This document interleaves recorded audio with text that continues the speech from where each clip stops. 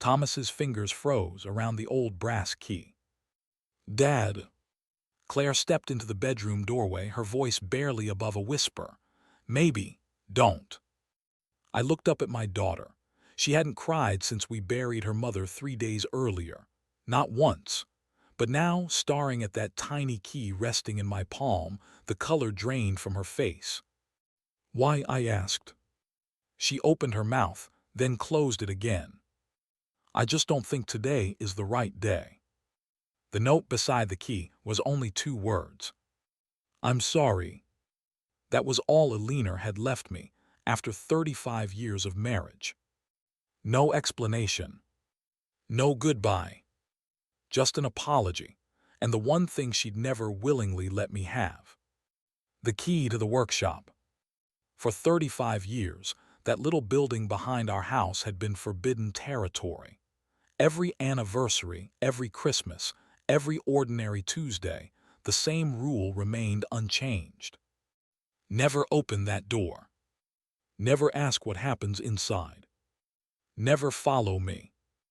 I'd honored that promise because I loved her. Now she was gone. And somehow, standing there with that key in my trembling hand, I realized I wasn't mourning only my wife anymore. I was mourning 35 years of unanswered questions. I folded the note carefully and slipped it into my shirt pocket. "If she wanted me to have this," I said quietly, "then she wanted me to know why." Claire took one uneasy step toward me. "Dad." But I was already walking toward the back door. The morning air smelled of fresh-cut grass and rain-soaked cedar. The workshop stood exactly where it always had, detached from the house beneath the old maple tree I planted the year Alina and I married. Nothing about it had changed. Same faded green paint. Same small windows. Same brass lock polished smooth by Alina's hands over decades. I couldn't remember ever seeing anyone else unlock it. Neighbors assumed she built birdhouses inside. Friends joked that she was secretly making furniture better than I ever had. I laughed with them every time. The truth was much simpler. I didn't know. And I'd chosen not to know. As a retired furniture craftsman, I'd spent my life surrounded by workshops. The irony wasn't lost on me. My own wife had spent 35 years keeping me out of the only one that truly mattered. Claire followed several steps behind. She wasn't trying to stop me anymore. She just looked frightened. "Did Mom ever tell you what was inside?" I asked without turning around. "No. Not once." She shook her head. She only ever said it wasn't ready. The answer settled heavily in my chest. Not ready. For 35 years. I reached the weathered wooden door. The brass key slid into the lock as though it had been waiting for me all along. One slow turn. A heavy click echoed through the quiet yard. I pulled the door open. The familiar scent of cedar, varnish, and old paper drifted into the sunlight. At first, nothing looked extraordinary. Wooden shelves, workbenches, cabinets. Then my eyes adjusted. Hundreds of carefully labeled archive boxes stretched across every wall from floor to ceiling. Not tools, not unfinished projects. Boxes, each arranged with impossible precision. In the center of the room sat a single workbench beneath a hanging lamp. On top rested one thick black binder. Across its cover, written in Alina's unmistakable handwriting, were just 2 words. "For Thomas." I took one slow step toward it. Then I stopped. A fresh coffee mug sat beside the binder. There was no dust on it. No cobwebs. Someone had been inside this workshop far more recently than Alina. Thomas stared at the untouched coffee mug. His pulse quickened. He reached toward it, then stopped just short of touching the handle. "It isn't Mom's," Claire said quietly behind him. I turned. "What do you mean?" She never drank coffee. The simple statement sent a chill through me. 35 years of marriage, and I knew that better than anyone. Alina hated coffee. The smell alone made her wrinkle her nose. So why was there a fresh mug sitting beside the binder? I looked around the workshop more carefully. Everything else felt frozen in time. The shelves were spotless. The wooden floor had been swept recently. The lamp above the bench still worked when I pulled the chain. Someone had kept this room alive. But why? I finally opened the binder. Instead of legal papers or financial records, the first page held a photograph. It was me. I was 29 years old, laughing while trying to teach Claire how to sand a small wooden box. I didn't even remember anyone taking the picture. I turned another page. Another photograph. Another year. Another ordinary moment. Claire sitting on my shoulders during the county fair. Our family eating pancakes on Christmas morning. Me asleep in my recliner with sawdust still on my shirt after a long day in the workshop. Every photograph had been carefully dated. Everyone had Alina's handwriting beneath it. Thank you for staying. You deserved better than my silence. I'm sorry you carried this alone. I frowned. Carried what? Claire stepped closer, reading over my shoulder. I've never seen any of these. Neither had I. Alina had apparently spent decades quietly documenting our lives, while never showing me a single photograph. The next page contained another handwritten note. I almost couldn't recognize her handwriting because it trembled so badly. Every day I promised myself I would tell you. Every day I failed. I closed the binder for a moment. My breathing had become shallow. This wasn't beginning to look like another family. This looked like guilt. Deep, relentless guilt. Dad. Claire's voice shook. There were nights she'd disappear for hours. I looked at her. What? When I was little, I'd wake up and she'd be gone. I'd find the light on in here through my bedroom window. You never told me. I asked her once. What did she say? Claire looked toward the floor. She said some mistakes take a lifetime to clean up. The words echoed through the workshop. Mistakes. Lifetime. Clean up. I suddenly realized there wasn't a single woodworking project anywhere in the room. No unfinished tables. No cabinets. No carvings. Nothing that justified keeping a master craftsman out of his own workshop for 35 years. Instead, every shelf held neatly organized archive boxes. Each was labeled with a single year. All the way to the present. I pulled one box down carefully. Inside were folders. Letters. Photographs. Medical records. Receipts. Everything filed with obsessive precision. Claire slowly walked along another shelf. Dad. She pointed toward an old oak cabinet tucked into the corner. Its top drawer was unlocked. Inside lay several sealed envelopes. Most were addressed to attorneys. One was addressed to me. The envelope had never been sealed. My hands trembled as I unfolded the letter. Thomas. I've started this letter dozens of times because every version ends the same way. I lose my courage. You deserve the truth the day I learned it. Instead, I watched you punish yourself because I was too ashamed to stop you. If I tell you now, you'll never forgive me. The sentence stopped there. No signature. No ending. No explanation. Only unfinished guilt. I stared at the final line until the words blurred. What truth? I whispered. Claire was silent. Too silent. I slowly looked at her. She was crying now. Not loudly.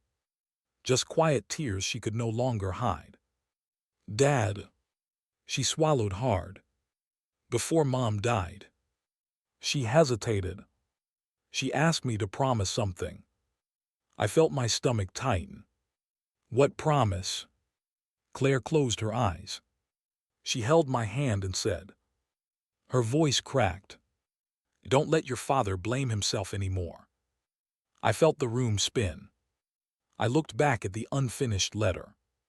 Then at the shelves filled with decades of secrets. Finally, I met my daughter's eyes. Claire. My voice barely came out. Blame myself for what? The question hung in the workshop. Claire looked at me, then at the unfinished letter still trembling in my hands. I don't know, she whispered. She wouldn't tell me. For a long moment, neither of us spoke. The silence felt heavier than the hundreds of boxes surrounding us. I folded the letter carefully and slid it back into its envelope. We're not going to guess, I said. We're going to find out. An hour later, the dining room table was buried beneath neatly stacked folders. Claire had called her husband, David, to help carry the archive boxes into the house. I also phoned my oldest friend, Frank Holloway, a retired attorney who had known Alina and me since before we were married. When Frank walked in and saw the mountain of files, he frowned. I thought you said you found something in Alina's workshop. I did. He looked around the room. This looks like someone emptied a law office. It might have. None of us laughed. Each box was labeled by year, and inside every one were folders arranged by month. Alina hadn't simply stored papers. She had built an archive. David opened the first folder from 1989. It's correspondence, he said. With who? He scanned the first page. An insurance company. Claire opened another. I've got letters from a hospital. Frank adjusted his glasses and unfolded a thicker packet. Medical experts. I felt my heartbeat quicken. The dates caught my attention immediately. Every document had been created within weeks of one particular day. The day our son died. I hadn't spoken that date aloud in decades. Neither had Alina. We simply carried it with us. I pulled out a physician's report, but before I could read it, the memory came rushing back. I should have called an ambulance, I said quietly. Claire looked up. Dad. I insisted on driving. Your mother begged me to call for help, but I thought we'd get there faster ourselves. Those words had lived inside me for 35 years. Every birthday. Every anniversary. Every Father's Day. I had replayed that decision more times than I could count. Frank looked at me carefully. Thomas, did anyone ever actually tell you the drive caused his death? I blinked. No. Then why have you believed it all these years? I opened my mouth. Nothing came out. Because Alina blamed me. Not directly. Not forever. But in those first terrible weeks after we buried our son, she couldn't even look at me without crying. She never had to say the words. I filled in the silence myself. And eventually, the silence became truth. Claire stared at me. I never knew. I frowned. Knew what? She swallowed. I never knew I had an older brother. The room became perfectly still. David quietly lowered the folder in his hands. Frank removed his glasses. Claire's voice trembled. Mom and Dad, you never talked about him. We couldn't, I admitted. Every time we tried. I couldn't finish the sentence. There had simply been too much pain. Word spread quickly through our small town. By late afternoon, 2 longtime family friends stopped by after David mentioned we had discovered decades of hidden records. Among them was Dr. Harold Simmons, a retired physician who had practiced emergency medicine for 40 years. He wasn't involved in our son's case, but he quietly volunteered to help us understand the medical documents. He spread several reports across the table. No one spoke while he read. Finally, he leaned back slowly. This timeline doesn't fit. I looked at him. What do you mean? He tapped one report. If these treatment times are accurate, your son wasn't receiving appropriate care when he arrived. The room fell silent again. Dr. Simmons continued reading. Then he frowned even harder. Thomas, yes. I can't explain everything from these records alone. He looked directly at me. But I can tell you one thing. What? If these documents are authentic. He paused. The decisions made inside that hospital deserve far more scrutiny than the decisions made inside your car. My breath caught. For the first time in 35 years, someone had questioned the story I had accepted without question. Before anyone could respond, Frank reached into the final box from that year. There's one more envelope. It was thicker than the others. Cream-colored. Unopened. Across the front, stamped in bold red letters, were the words, "Final Settlement, Confidential." Beneath that, Eleanor Bennett. Recipient. Only. No one moved. Claire looked at me. Mom never told us about this. No, I said quietly. She never told me anything. I picked up the envelope.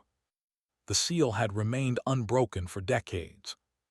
Every eye in the room followed my hands. Without another word, I tore it open. The paper crackled as I pulled the contents from the envelope. No one spoke. Not Claire. Not David. Not Frank. Not even Dr. Simmons. Every pair of eyes stayed fixed on the stack of yellowed documents in my hands. The first page carried the letterhead of a law firm. The second was stamped by the court. The third made my knees weaken. Independent Medical Review. I lowered myself into a chair before I even realized I was sitting. What does it say? Claire asked softly. I couldn't answer. Frank gently took the report from my trembling hands. He adjusted his glasses and read silently for nearly a full minute. When he finally looked up, his face had gone pale. Thomas. His voice was barely audible. You need to hear this exactly as it's written. He cleared his throat. The review concludes that the child's injuries were survivable upon arrival. The room froze. Frank continued. Death resulted from delayed emergency intervention after admission. He stopped reading. No one breathed. And not from transportation decisions made by the parents. I stared at him. No. The word escaped before I could stop it. No. For 35 years, I had believed I killed my son. Every sleepless night. Every birthday I refused to celebrate. Every promotion I turned down because I convinced myself I didn't deserve happiness. Every apology I whispered at my son's grave. None of it had belonged to me. Claude dropped into the chair beside me. Dad. I didn't hear her. My eyes remained locked on the report. The words never changed. They never softened. They simply stood there. Cold. Precise. Merciless. Not the parents. Not the transportation. Delayed emergency intervention. Dr. Simmons slowly nodded. I was afraid this was where the records were leading. I looked at him. So, he answered gently. You didn't cause your son's death. The sentence should have brought relief. Instead, it shattered everything I thought I knew. Hours passed before anyone spoke much again. The sun had disappeared outside, but no one suggested going home. The workshop no longer felt like a mystery. It felt like a courtroom. Every document became another witness. Every folder challenged another memory. Cla eventually returned to the workshop alone. A few minutes later, she called out, "Dad, there's something else." David and I hurried outside. She was standing beside an old floor cabinet, hidden behind shelves of archive boxes. Unlike the others, this cabinet required another key. The small brass key hung from a hook underneath Elena's desk. Cla unlocked it. Inside sat dozens of identical journals, leather-bound, each marked with a single year, all the way to the final volume, dated only a few weeks before Elena died. David carefully handed me the oldest journal. "You should read it." I opened the first page. The handwriting was unmistakably Elena's. June 18. Today I told Thomas the hospital did everything they could. I hated myself while saying it. I frowned. That wasn't what the medical report said. I turned another page. June 24. I blamed him today. Not directly. I just couldn't bear to blame anyone else. He believed the silence. I let him. My vision blurred. Cla quietly wiped away tears. "Oh, Mom." I kept reading. Every few pages revealed another attempt to confess. Another failure. Another excuse. Another year. Some entries were only a single sentence. "I almost told him tonight." Others filled several pages. He smiled today. I couldn't destroy that smile by admitting what I've done. Year after year, the journals repeated the same heartbreaking cycle. Confess. Lose courage. Hide everything again. Protect the lie. Protect the marriage. Destroy herself. Destroy me. "I don't understand," David finally said. "If she knew the truth, why keep all of this?" Frank answered before I could. "Because after enough years." He looked at the journals. Some people become more afraid of confessing than of living with the lie. No one argued. The evidence sitting around us made that impossible. Cla reached for the final journal. Unlike the others, it had a ribbon tucked inside the cover. A marker. Waiting. She handed it to me. "I think she wanted you to start there." I opened it. The first page contained only one sentence. Written slowly, carefully, as if every word had cost Elena something. "If you're reading this, I have finally run out of time." I sat alone in the workshop long after everyone else had gone inside. The final journal rested open beneath the hanging lamp. Outside, the old maple leaves rustled in the evening breeze. Inside, there was only silence. I took a slow breath and began to read. "Thomas, if you're reading this, I have finally run out of time. For 35 years, I kept believing there would be one more tomorrow. One more anniversary. One more Christmas. One more quiet evening where I'd finally tell you everything. Instead, I built this room because I didn't know how to live with what I'd done. If I couldn't give you the truth, I could at least protect it until I found the courage. I never did." I stopped reading. The words blurred behind tears. Cla quietly walked into the workshop carrying 2 cups of tea. She placed one beside me without saying a word. Then she sat across the table. "You don't have to read it alone." I nodded. "I think I do." She squeezed my shoulder before leaving again. When the door closed, I continued. "The first weeks after we lost our son are difficult to remember because grief makes liars of us. You blamed yourself. I blamed everyone. The doctors told me they had done everything possible. I wanted to believe them. Then I needed someone else to blame. When you said if I'd called an ambulance, I didn't stop you. When you apologized, I accepted it. When you cried, I stayed silent. Weeks later, another physician privately questioned what happened. Months later, attorneys became involved. Years later, independent specialists proved the truth. You did not kill our son. The delay inside the hospital did. By then, I had already allowed your guilt to become part of our marriage. Every year that passed made confession harder. Every year you carried more weight that belonged to someone else. Every year I became more ashamed. I covered my face with both hands. For decades, I had believed my wife and I were carrying the same grief. Now I understood. We hadn't been carrying the same burden at all. I had carried guilt. She had carried shame. Neither of us deserved the prison we built. The final pages contained copies of everything.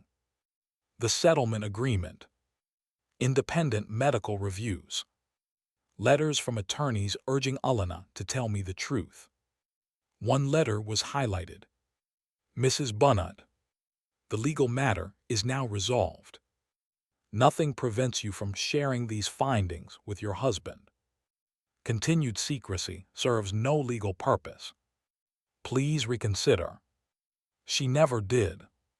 Instead, she filed the letter away. Another year passed.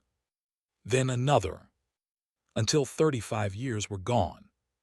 The very last page was handwritten. Thomas, if forgiveness is impossible, I understand. But if there is one thing I beg of you, please stop apologizing to our son. He never needed your apology. He only ever needed his father. I stole that father from both of you. I am so deeply sorry. I closed the journal. For the first time since our son died, I didn't feel guilty. I felt heartbroken. There is a difference. The following week, Cla asked whether we should tell the rest of the family. I looked around the dining room where those archive boxes were still stacked. We have to. Not to defend Alana. Not to erase her mistakes. But because the truth had been buried long enough. Our relatives gathered that Sunday. Many of them had quietly believed the same story I had believed for decades. That I had made the fatal decision. That I had lived with the consequences. Claire stood beside me as I explained everything. Then she handed each of them copies of the independent medical review and the settlement documents. No one argued. No one questioned the evidence. Several family members cried. One of my brothers walked across the room and hugged me without saying a word. He didn't need to. For 35 years, he'd pitied me. Now he finally understood me. Dr. Simmons helped us contact the hospital's patient advocacy office. Most of the people involved had long since retired. Some had passed away. No lawsuit remained. No punishment was waiting. But after reviewing the archived records, the hospital formally acknowledged that the care our son received fell below the standards that should have existed even then. The acknowledgement could never bring him back. It couldn't erase 35 years. But hearing someone finally say, "This was not your fault," lifted a weight I had carried for half my life. The settlement Alina had preserved remained untouched. She had never spent it. Not $1. Claire and I talked for weeks about what to do. Finally, we agreed. The money would never become ours. Instead, we established a small foundation in our son's memory to help families facing the emotional and financial aftermath of medical negligence and infant loss. It wasn't about revenge. It was about making sure someone else's grief wasn't made heavier by silence. A few months later, I unlocked the workshop again. This time, it wasn't to uncover another secret. The shelves of boxes were carefully preserved along one wall. The rest of the room slowly became what it had never been allowed to become. A real workshop. I rebuilt benches, sharpened old chisels, restored forgotten tools. Neighbors began stopping by. Then teenagers interested in woodworking. Eventually, every Saturday morning, the room filled with people learning how to build something with their own hands. The door Alina kept locked for 35 years never closed again. Sometimes I still think about her. I miss the woman I loved. I grieve the choices she made. Both things can be true. Love didn't disappear because the truth finally arrived. Neither did the betrayal. But I no longer live inside either one. When I visit my son's grave now, I don't apologize anymore. I tell him about the people we've helped, about the workshop, about his sister, about the life that finally began again after decades of standing still. 35 years ago, one locked door became the prison where our family buried the truth. Opening it didn't bring my wife back, but it finally gave me my life back.